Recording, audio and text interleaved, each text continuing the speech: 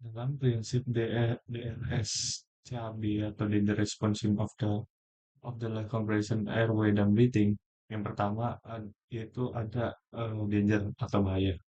Ini adalah langkah yang sangat penting untuk memastikan keselamatan penolong, korban, dan orang-orang di sekitar sebelum melakukan tindakan yang lebih lanjut.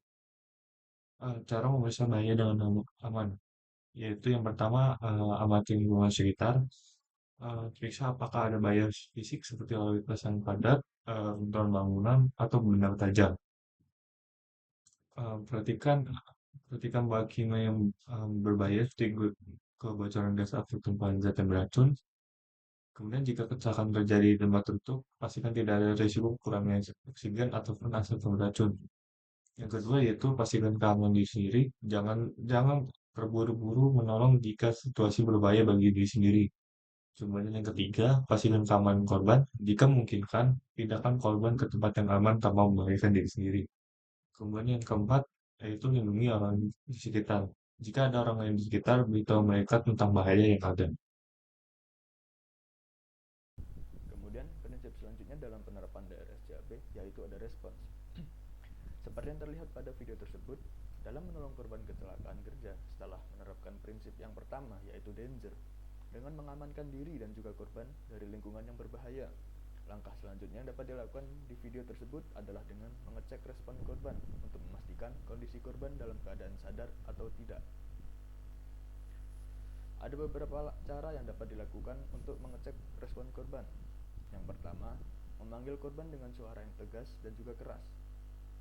Dalam video tersebut, dapat dilihat penolong mencoba memanggil nama korban dengan sebutan Pak jika korbannya adalah laki-laki dan Bu jika korbannya adalah perempuan. Dan jika korban masih tidak merespon dari panggilan tersebut, maka langkah selanjutnya yang dapat dilakukan adalah dengan menepuk ataupun menggoyangkan bahu korban. Dalam video tersebut, dapat dilihat penolong mencoba menepuk bahu korban secara lembut sembari melakukan langkah yang pertama, yaitu memanggil nama korban. Hal ini bertujuan untuk menghindari cedera tambahan jika kita menepuk korban secara keras. Dan jika dari langkah-langkah tersebut korban masih tidak merespon, maka dapat dilakukan prinsip selanjutnya dalam DRSCAB untuk memastikan korban mendapatkan pertolongan yang sesuai. Tujuan dari prinsip respon sendiri adalah yang pertama, untuk memastikan korban dalam kondisi sadar atau tidak. Kemudian yang kedua, menentukan langkah selanjutnya dalam melakukan pertolongan pertama. Dan kemudian yang ketiga, mencegah keterlambatan pertolongan yang dapat membahayakan nyawa korban.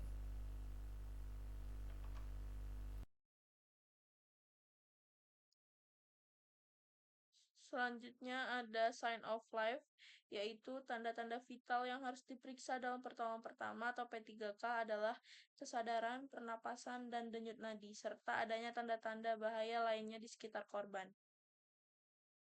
Yang pertama, hal yang dilakukan adalah memeriksa kesadaran korban dengan cara disentuh bagian tubuh korban.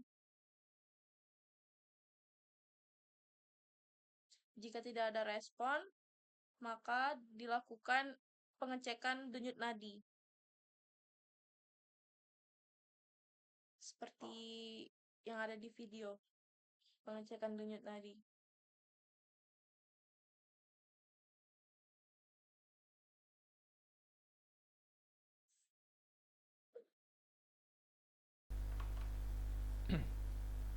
Kemudian prinsip yang selanjutnya yaitu ada compression atau kompresi.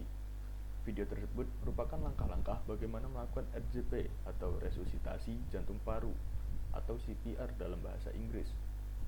Compression sendiri dilakukan setelah mengamati korban yang tidak memiliki tanda-tanda kehidupan dari prinsip sebelumnya. Langkah ini dilakukan dengan menekan dada korban secara ritmis untuk menjaga sirkulasi darah ke otak dan organ vital, terutama jika korban mengalami henti jantung. Dari video tersebut dijelaskan langkah-langkah melakukan CPR sebagai upaya dari prinsip compression. Langkah-langkah dalam melakukan CPR terdiri dari 3 langkah, yaitu yang pertama, meletakkan kedua tangan di atas dada korban dengan jarak 2 jari dari ulu hati. Kemudian menekan tubuh korban dengan melakukan kompresi sebanyak 30 kali. Kemudian terakhir, setiap 30 kompresi dilakukan nafas buatan sampai korban sadarkan diri. Tujuan dari langkah-langkah ini yaitu mengganti fungsi jantung sementara dengan mendorong darah ke otak dan menjaga organ vital. Kemudian meningkatkan peluang korban untuk bertahan hidup jika segera dilakukan. Kemudian terakhir, mencegah kerusakan otak akibat kekurangan oksigen, terutama jika CPR dilakukan dalam 4-6 menit pertama setelah henti jantung. Dari video tersebut dapat disimpulkan, kompresi dada merupakan langkah krusial dalam DRS CAB yang dilakukan jika korban tidak menunjukkan respon dan tidak bernapas normal. Tujuannya adalah untuk memompa darah ke otak dan organ vital guna mempertahankan fungsi tubuh sementara sampai bantuan medis tiba atau jantung bisa kembali berdetak normal.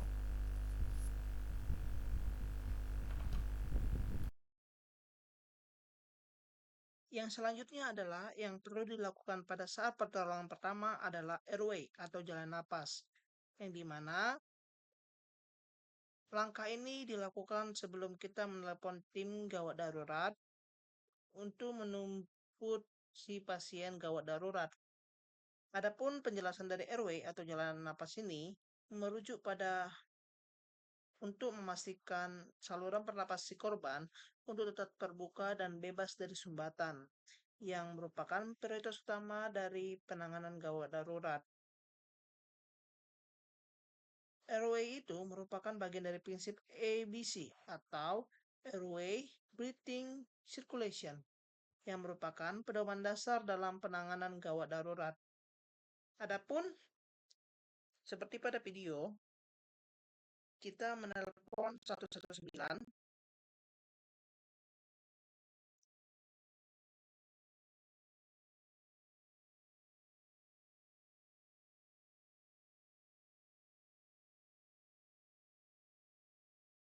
sambil menunggu 119 datang, kita melakukan tindakan kepada si pasien, yaitu dengan cara menaikkan leher si korban dengan sudut yang tidak terlalu miring dan raba, lalu temukan denyut nadinya, memastikan keadaan si korban. Adapun yang tidak boleh dilakukan pada saat tindakan pertolongan pertama yaitu memberikan masker pada si korban, yang dimana dapat menghambat saluran pernapasan, karena tadi tujuan utama airway adalah memberi saluran pernapasan pada si korban. Selanjutnya, yang perlu dilakukan pada si korban yaitu membuka pakaian si korban untuk membuat udara lebih bebas masuk ke tubuhnya, sirkulasi udaranya. Setelah itu, temukan titik untuk melakukan pompa pada jantungnya. Lakukan yang ada seperti pada video.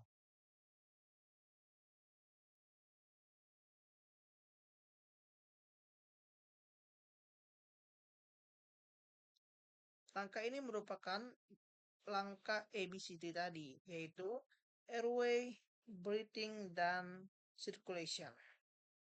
Ini merupakan langkah pertamanya.